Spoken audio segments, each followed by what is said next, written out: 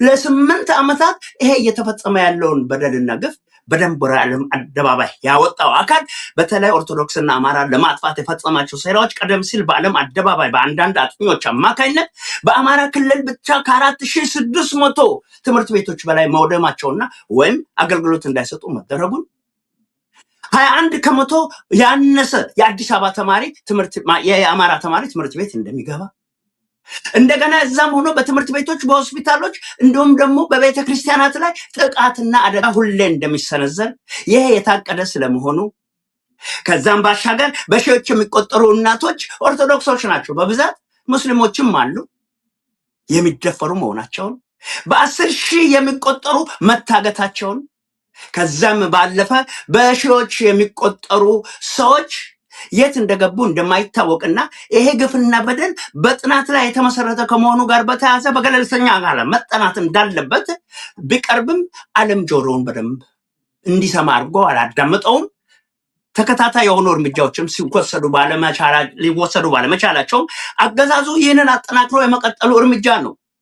ሰበብ እየተፈለገ የሚታደር የሚገደል እንደገና ደግሞ የፌደራል ፖሊስ ተብሎ ዱንካን ጥለው እዛ ቁጭ ያሉት እነኚህ አጥፊዎችና ገዳዮች በመጡበት ጊዜ አርሲ ውስጥ እንደተደርጎ እንዲያልፉ ከተደረገና ከተገደሉ በኋላ ያ ምስጢር እዛው ታምቆ እንዲቀር ለማድረግ የክልሉና የዞኑ ኃላፊዎች በደል የደረሰባቸው ወገኖች በኦርቶዶክስነታችን ነው መሞት ነው ብላችሁ እንዳትናገሩ የሆኑ አጥቂዎች መጥተዋል እየተባለ ከጠቅላይ ቤተ ክህነትም ጉዳዩን ለማጣራት በሚመስል መንገድ ሄደው ነገር ግን ጥፋቱና በደሉ በተፈጸመበት ትክክለኛ ቦታ ላይ ሳይደርሱ በዋናው ከተማ በአሰላ ቁጭ ብለው እንዲህ ብላችሁ ተናገሩ ወደፊት ግን ይህን በተመለከተ የራሳችን የማጣራት ስራ እንሰራለን ተብሎ በግዴታ እውነቱን አድበስብሰው እንዲናገሩ የመረጧቸውን ካድሬዎች አምጥተው ደግሞ አዳማ እንዴት እያደረጉ እንደሚያደበሰብሱ ይሄ የቀጠለ ይሄደ ነው። ኦርቶዶክስ እንድትጠፋ እየተፈለገ ነው። ሲኖዶሱ የፌዴሬሽን ምክር ቤት እየሆነ መጥቷል። በዘር ሹመት መጥቷል።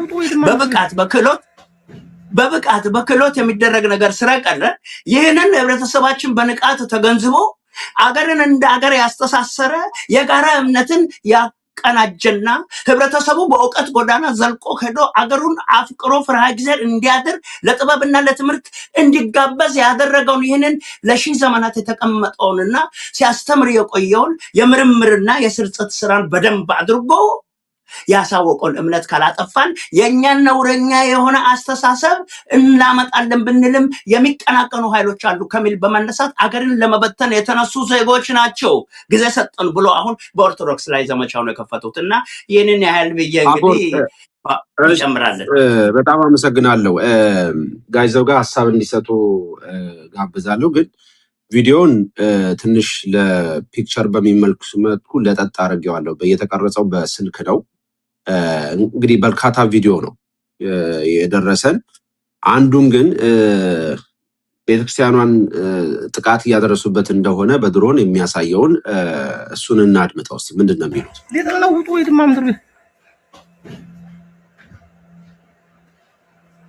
ያነሳው ነው ዙዱረን ቤተክርስቲያኑ መጥቷል። ወይ ድማ ብንወጣሻው እስራ እቤቱ ላይ ለጥለው ምድር ቤት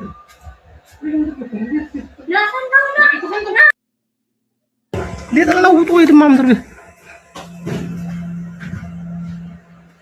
ይሄ እንግዲህ ቤተክርስቲያኑ ነው። ውስጥ ያለውን ነገር ደግሞ እንደዚሁ በተመሳሳይ ለማሳየት ሞክራለሁኝ። ጋይዘው ጋር አንድ ጥያቄ ላንሳና ጋይዘው ጋር ሐሳብ እየሰጡ እኔ ያኛውን ቪዲዮ ላመቻች ሞክራለሁኝ።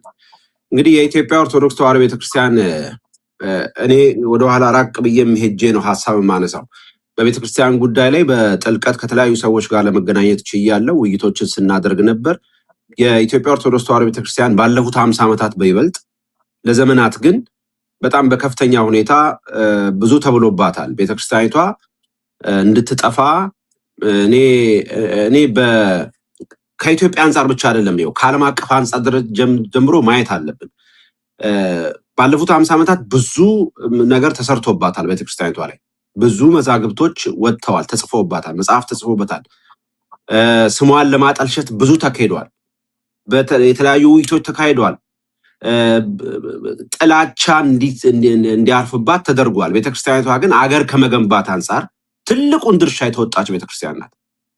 አሁን የምንነጋገርበትን ነገር የፈጠረች ቤተክርስቲያን ናት። ትላንትና ቤተክርስቲያኒቷ አገር የመምራት ድርሻ ሁሉ የነበራት ናት። አገር በምትመራበት እኔ እንደውም ከአንዳንድ አባቶች ጋር ሳወራ ቤተክርስቲያኒቷ የነበራትን ነገር ይዛ ብትቀጥል ኖሮ ኢትዮጵያ ዛሬ ዓለም የሚከተላት እንጂ ዓለምን የምትከተል ሀገር እንዳልነበረች ነው። ምክንያቱም የትምህርት ስርዓት የዘረጋች ናት። ዛሬ አሁን ይሄን አሁን ዘመናዊውን ካሪኩለም ከመስራት በፊት ዘመናዊ የሚባል ካሪኩለም የነበራት ናት ቤተክርስቲያኒቷ። እንዲህ አይነት ነገሮች ነበሯት፣ እየጠፋ አሁን ደግሞ ባለፉት 8 ዓመታት ቤተክርስቲያኒቷን እንደው በድብቅም አይደለም በስልትም አይደለም በቀጥታ የማጥፋት ዘመቻ እየተካሄደባት ነው። በቅርብ ጊዜ የአርሲውን በተደጋጋሚ በየወሩ የአርሲን ሁኔታ ስንከታተል ነበር። በተለያየ ጊዜ የድሮን ጥቃት በገዳማት ላይ ይከናወናል። አብይ አህመድ ፓርላማ ላይ ቁጭ ብሎ በጣም እኮ አስነዋሪ ነው። ፓርላማ ላይ ቁጭ ብሎ ገዳማት የፋኖ መቀመጫ ነው ብሏል። ቤተክርስቲያናት የፋኖ መፈልፈያ ናቸው ብሏል። እንዲህ አይነት መሪ ባለበት ሁኔታ አገሪቷ ሰላም ልታገኝ እንደማትችል፣ ቤተክርስቲያን ሰላም ልታገኝ እንደማትችል ግልጽ ነው።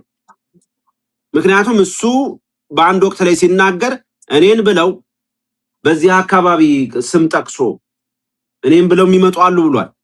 ስለዚህ የሆነ ግሩፕ ፈጥሯል። በዚህ ግሩፕ አማካኝነት እኔ ደህና ሆናለሁ ብሎ የሚያስብ ሰው ነው፣ ወይም ደግሞ ስልጣኑ ማቆየት ይችላል ብሎ የሚያስብ ነው።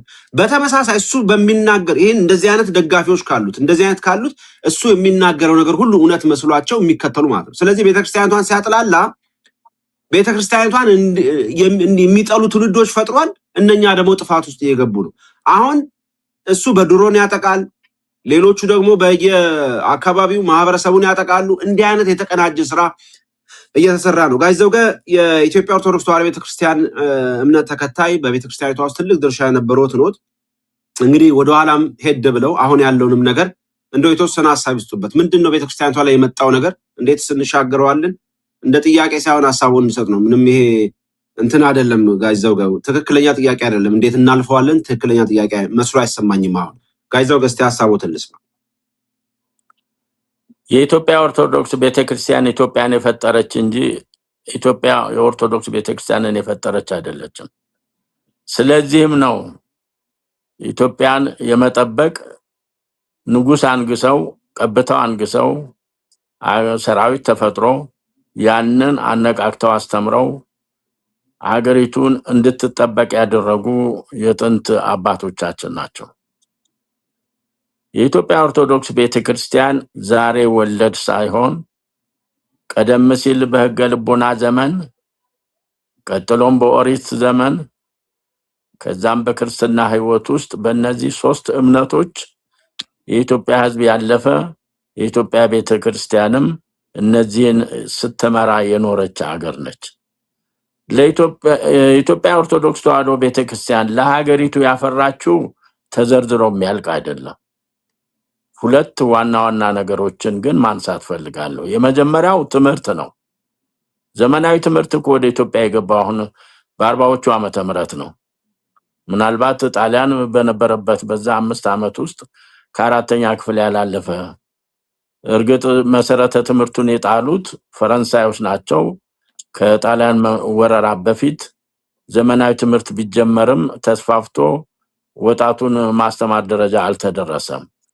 ከ40 ዓመተ ምህረት ወዲህ ግን ካሪኩለም ፈጥራ ከዓለም አብያተ ክርስቲያን ከዓለም ሕዝብ መምህራኖች ተበድራ ተውሳ እየከፈለች ኢትዮጵያኖች ተምረው መተካት እስከሚችሉ እስከ 60ዎቹ ዓመተ ምህረት ድረስ የውጭ ሀገር መምህራን ከተለያየ ሀገሮች እየመጡ ሲማሩ ያን ይሄን ካሪኩለም የውጭውን ትምህርት ሲገባ የነበሩ ሊቃውንት አብሮ ሁለቱም ትምህርት ጎን ለጎን እንዲካሄድ አቤቱታ ቢያቀርቡም በእንግሊዞች ይሄንን ካሪኩለም አናቀላቀልም በማለታቸውና በጊዜው የነበሩት የሀገር መሪዎችም ወሮታቸውን የእንግሊዞችን በማሰብ ያንን ስለተውት ቤተክርስቲያን ለራሷ ብቻ ልጆች ስታፈራ ቆይታለች።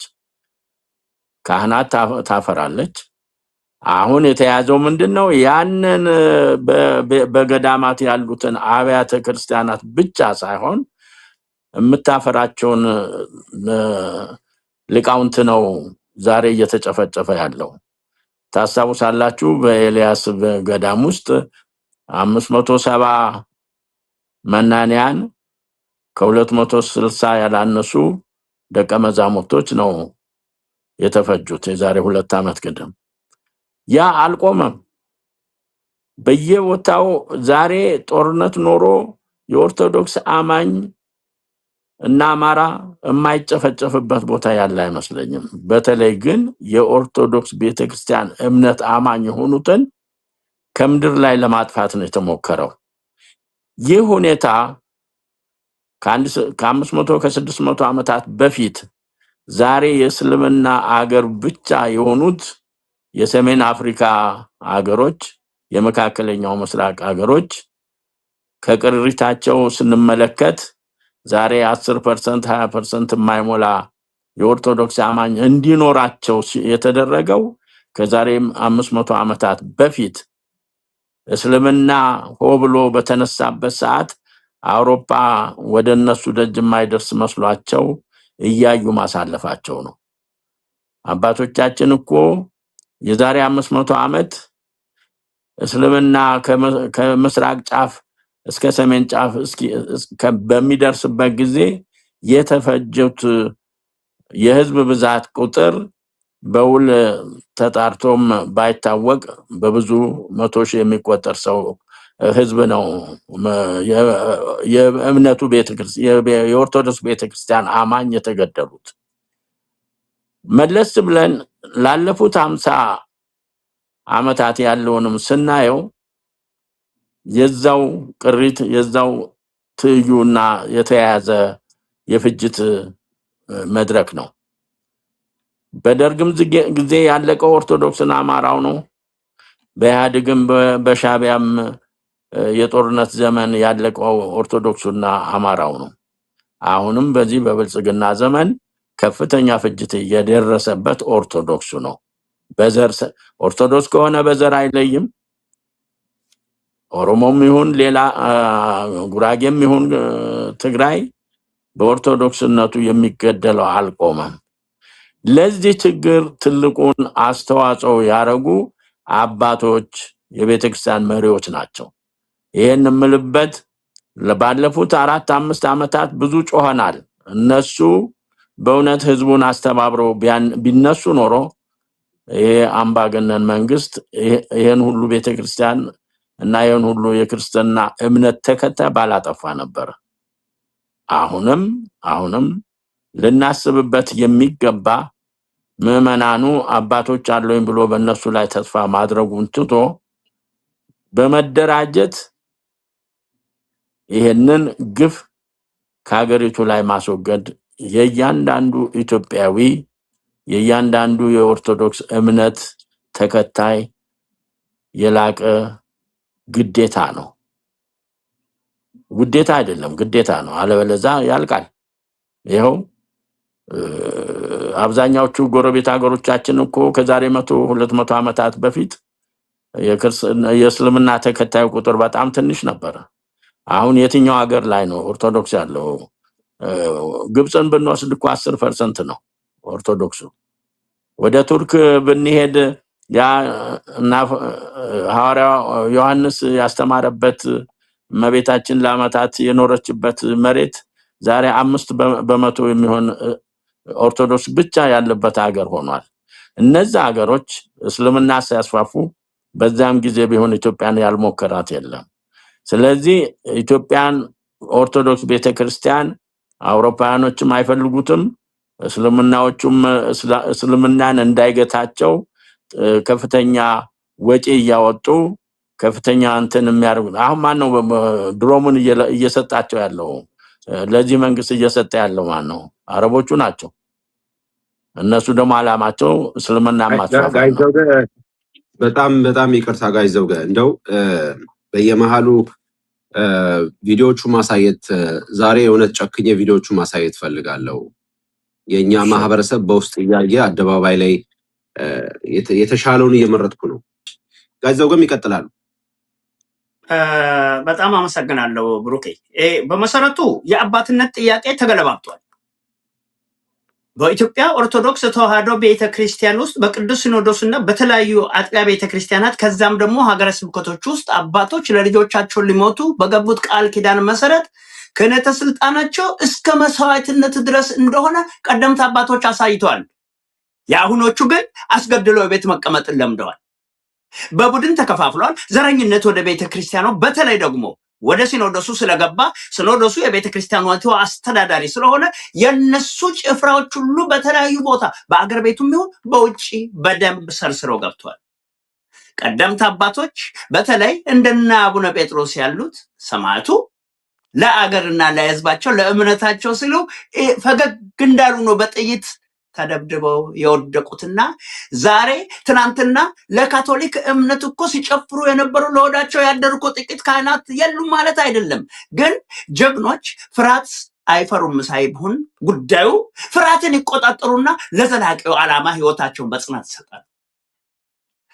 አቡነ ቅዱስ አቡነ ሚካኤል የጎሬው እንደዚሁ ተመሳሳይ መስዋዕትነት ከፍሎ ሲያበቁ ቤተክርስቲያን በአስተሳሰቧ አገርን ሊያጠፋና ሊያጠቃ ለመጣው ለእምነቷ ጠላት ሞትን በድል ማሸነፍ እንዲችል የሚያደርግ ናሙና ሰጥታ እነሆ በታሪካችን እየተጻፈ ይገኛል። የአሁኖቹ ግን እኛን ጠብቁን ህይወታችን አስዘን እንታገልላቸዋለን ያሉትና ጥሪ ያቀረቡት እነሆ በ50ዎቹ የሚቆጠሩ ሰዎች በሻሸመኔ ታርደው በጥይት ተረፍርፈው እነሱ እዛ ቤተክርስቲያን ተመልሰው ተሹሞ ቅዳሴ እየሰጡ ቁጭ ብለዋል።